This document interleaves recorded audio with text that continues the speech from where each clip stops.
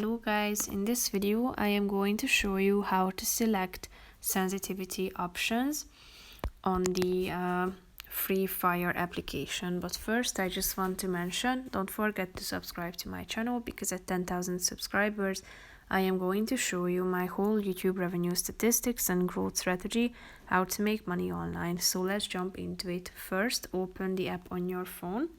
Then tap on the settings option at the top of the screen in the left side. Then click on the sensitivity option that can be found in the left side column of the screen.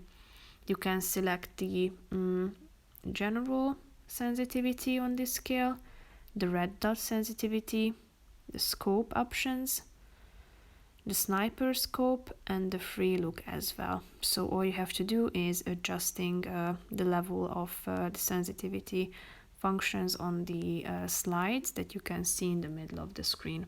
After that, tap on the X button in the upper right corner of the screen and you will be able to go back to the game. So that's pretty much it for this video, guys. See you in the next one. Bye bye.